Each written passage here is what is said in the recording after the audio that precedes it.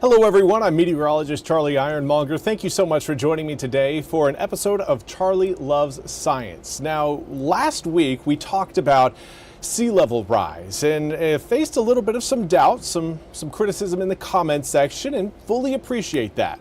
Doubt is what drives scientific discovery. So without a little doubt, we're not going to be able to continue pushing ourselves to learn more. So much appreciated for those of you who spoke out. Do want to talk about some of the problems, though, that our climate society is truly facing. Everybody trying to solve the global warming problem, the rising temperatures around the globe and rising ocean temperatures and everything that kind of feeds into that problem.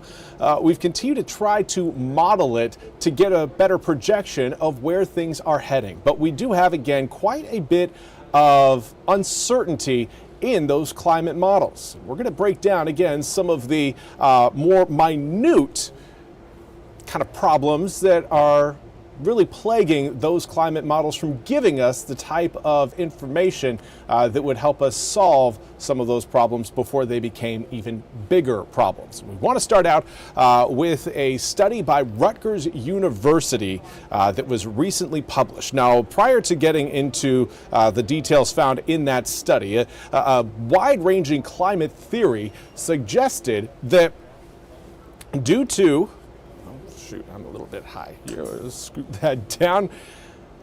Due to glaciers melting, due to increased atmospheric energy, increased temperatures, it was thought that those glaciers, as they moved over land and again have contact with the land, would then pick up some minerals, namely iron, and then deposit those minerals as they melted into the oceans.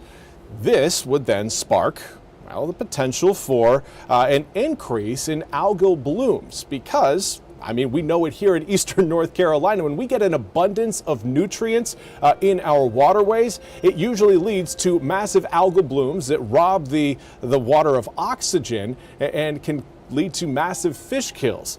Now, the last thing we want to do is rob the ocean of a bunch of oxygen, but what that phytoplankton and those algal blooms also do is they pull in carbon dioxide in order to grow. Just like plants do, algal blooms, again, are basically CO-ing plants that will take that iron, absorb it up, and we'll start to see a green film on the top of the ocean. Using a magnifying glass, you can see that these are plant-like cells that again take in carbon dioxide, take in sunlight, and take in minerals in order to grow and thrive. This feeds, again, krill that is pretty much a staple for the ocean marine food web.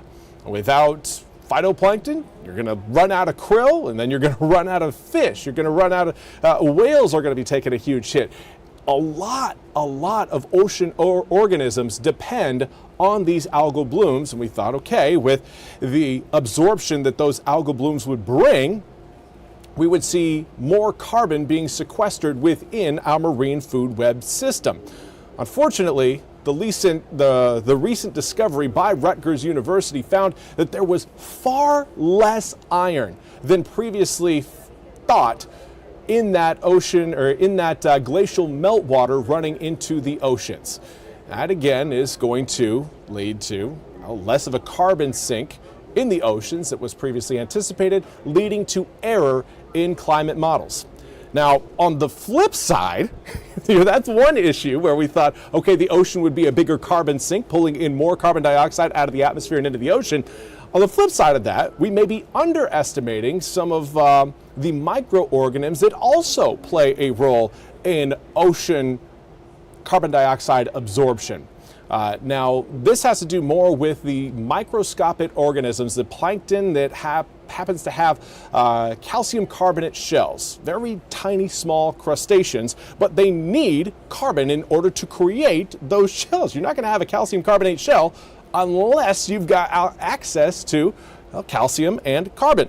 So here's how this all plays out. We've got carbon dioxide again that sits over the water. And then, of course, here, I am in the way. Get me out of here. I don't need me. So that carbon dioxide gets absorbed into the ocean. There at the bottom of your screen, you've got a small little organism, a calcium carbonate organism, that is going to, again, search for some food. Now, as that carbon dioxide dissolves in the water, the oxygen breaks off as just that, oxygen. The carbon can sink down to the bottom of the ocean floor, acting as food. There you go. Little guy, he's got himself a new meal. He grows, absorbing that carbon, and again, then sequestering it out of the ocean, out of the atmosphere, and creating its own small little carbon sink. Now, a tiny microscopic organism, obviously itself, isn't going to have really play a big role in the pulling of carbon out of the atmosphere. But you have to remember that there are millions of these tiny organisms all across the ocean floor and through the mid to upper levels of the oceans. So this, again, is another aspect that we, again, are continuing to watch. The Universitat of Barcelona really focused on this and highlighted the fact that we may be underestimating the amount of carbon that these tiny organisms can pull out of the water and into their calcium carbonate shells that can then again be sequestered down into the ocean floor after those shells are done with their use. But that's not the only issue. Again, we're not just looking at ocean issues. There are also carbon misses even on land, particularly around the boreal forest, where peat moss burning can lead to undetected amounts of carbon being put back into the atmosphere. Usually our satellites do a pretty good job of kind of focusing on where some of those larger forest fires are to then get a good estimate of how much carbon is actually being injected into the atmosphere. But some of these smaller peat fires that can occur even underground and do release, again, carbon dioxide and carbon monoxide in the form of smoke, that can again be missed by some of those satellites. So that's another issue that we're looking at. And then this one was actually brought up to me by one of my friends over at ECU. Her name's Leanne Muse. Thank you so much, Leanne, for this one. But she pointed out a Star Talk that was put on by obviously Neil deGrasse Tyson. And they talked about how the atmosphere, as we continue to clean up our air pollution, can actually lead to an increased amount of solar radiation reaching the ground. So even as we change our very own habits, our way of living, how much pollutants we put out into the air, that can have an impact on climatological processes way down the line. Now, this isn't obviously going to have an impact over the next 10 years, but perhaps over the next 100 years, over the next 500 years, this again does play a role. So the real question here then becomes, all right, well, if we are all in agreement that there are certainly many issues that aren't being highlighted, what's the answer?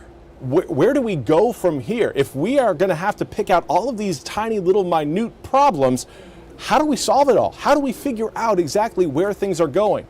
And the answer to that is largely based around quantum computing. And that's what a lot of climate scientists are really pinning their hopes on, is that the supercomputers, the quantum computers that are being developed as we speak, can be used to add in more and more and more equations to try to figure out and really map out the entire carbonic web across the U.S., or not across the U.S., across the globe, that would then provide us better answers into how fast is the warming occurring because of greenhouse gases? How much carbon have we released on a yearly basis that is really having a big impact? What levels should we be aiming for on a year-to-year basis in order to reduce our exposure to supercharged hurricanes or sea level rise or extreme drought for areas and extreme flooding? We've got both that, again, are issues resulting or kind of tied to climate change.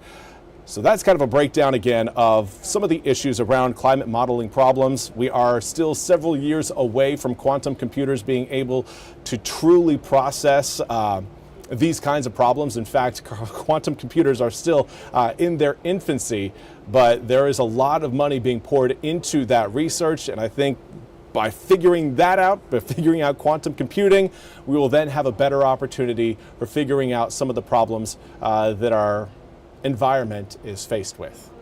Well, thank you all so much for joining me today for another episode of Charlie Loves Science. We will be back coming up next week at our normal time on Wednesday at 2:30. Until then, I hope you all have a fantastic rest of your Friday. We'll see you back here at 3 o'clock for more news and weather updates.